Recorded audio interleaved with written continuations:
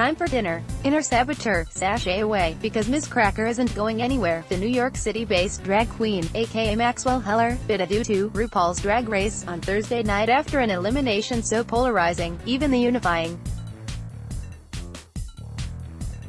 Call of Banshee couldn't put the fandom back together. The drag daughter of Season 8 winner Bob the Drag Queen, Ms. Cracker, was a standout as soon as the cameras started rolling, delivering not soon-to-be-forgotten moments throughout the competition. Seriously, when is another queen going to dress up as an actual pickle during a challenge and pull it off? After winning last week's makeover episode, Cracker landed in the bottom for the first time, in a challenge that required the queens to channel their inner saboteur, and walk the runway as both the good and evil versions of themselves. Self-proclaimed muscle queen Cameron Michaels, who'd been in the bottom 3 previously, an almost certain death knell for any contestant, ended up facing off against Cracker. In a too-close-to-call lip-sync to "Nasty Girl" by Vanity 6, the two laid waste to the runway, death-dropping and cartwheeling their hearts out. In the end, RuPaul gave Michaels the green light, sending fan-favorite Cracker home mere episodes before the finale. We caught up with Cracker after the elimination to find out how she's sorry for this, dealing with it, and she spilled on everything from being misunderstood by the judging panel to the chances of her winding up on All Stars Season 4. Ms. Cracker attends RuPaul's Drag Race Season 10 premiere party. Even though you made it to the top 5, you wrote after the episode aired that you let America down in a post on Instagram. Can you expand on that? I let America down because I promised I would take the crown to prove that my style of drag, which is somewhere between the runway and the comedy stage, could triumph in America. All those queens that have that style that looked up to me deserved my winning the crown, and they don't get to see that. However, that doesn't mean because I let America down last night that I'll let them down in the long run. I have a mission to use drag to make the world a better place, and, goddamn it, I will do it. We've seen you beat yourself up throughout the season about your performance, even when you were slaying the competition. Do you think you're being too hard on yourself, given all you've accomplished so far? I think it's important that if you are going to enjoy the good parts of life that you have to be very clear about the bad parts. Do not soften hard times with crap about silver linings. Just say this is hard and I'm sad, so when things are happy you can feel the contrast. I imagine one of those cut and dry sad moments occurred after the elimination.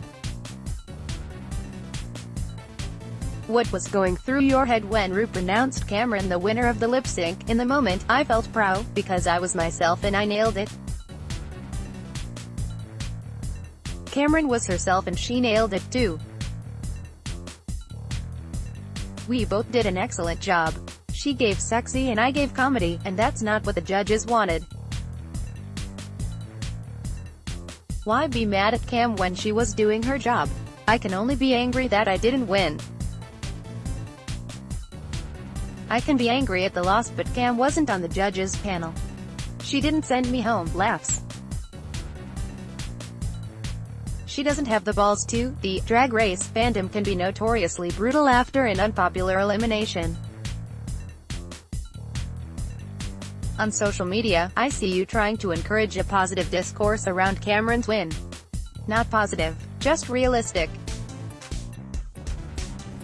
I never want to be confused with being positive. Looking back at the final challenge, the show seemed invested in framing your demise as a victory of your inner saboteur. Do you subscribe to that narrative? And if so, what prohibited you from fully tapping into that darkness the judges wanted on the runway? I don't buy that, looking at the episode. I feel like I fully showed who I was and that my evil twin monologue was terribly cruel to me. The judges didn't agree, and it was a close competition, and that's that. I don't think my inner saboteur got to me, god damn it. I think I chose the wrong dress, and they didn't like the dress. A post shared by Ms. Cracker, at Ms_Cracker, on June 7, 2018 at 5:56 p.m. Pacific Daylight Saving Time. I'm still processing everything, because I thought that Marie Antoinette-inspired look was so major. I thought so, too. That dress was made by Yuhu Hamasaki. By the way, New York Queens, girl, we support each other. When we're not trying to crush each other's throats. One of the consistent critiques you got throughout the season was that you were producing yourself.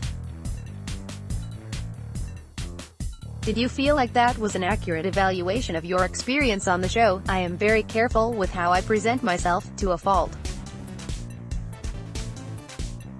I always have that Annette Bening voice in my head, I will sell this house today. Breaking out of that will be a challenge of a lifetime.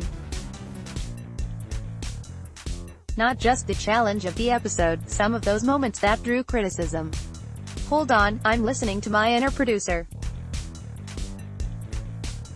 Okay, you can continue. Laughs. Those moments that drew criticism, like always having a comeback or quip up your sleeve, were some of the standouts for you on the show, but the judges seemed to interpret that as you not being as vulnerable as the other queens. Sometimes people don't understand that I'm a comedian and comedians process pain and humiliation through comedy. So when I'm making jokes, you're watching me deal with some of the hardest things in life. Sharing my comedy with you is me sharing my soul with you. Don't be confused that just because I'm laughing that doesn't mean I'm not sharing with you. In the show and on your YouTube channel, you proudly show off how you documented everything that went down on the season. What was behind that choice? A distrust of the editing process or a way to hold others accountable? I'm a Jew. We're writers. We're thinkers. We're analyzers. I was writing the Rashi for season 10, if that makes sense. There's no way for a Jew to have an experience without analyzing, documenting and reading the subtext. That's a proud part of my heritage that I brought to the situation.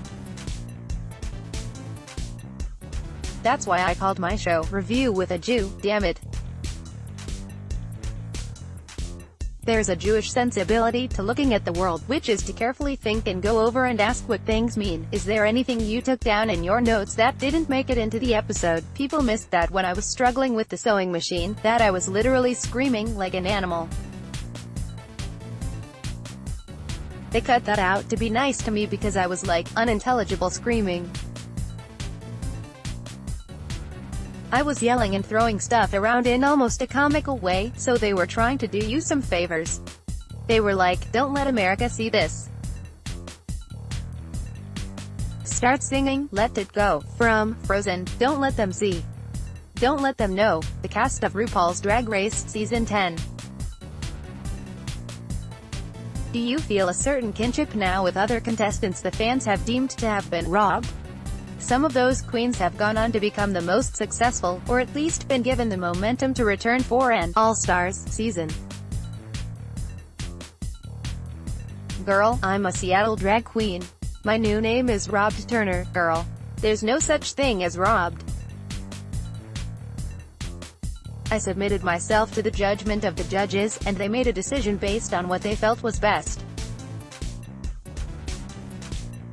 However, it is nice to see someone like Trixie Mattel say, girl, you're a loser. Welcome to the club. I feel like I'm in good company. Trixie tweeted me this morning and I was like, alcoholic mom, your name has already popped up on fan wish lists for the All-Stars season forecast. Would you be open to that experience so quickly after wrapping up season 10? How do you think it would differ? I don't know what would happen if I joined All-Stars season 4, but I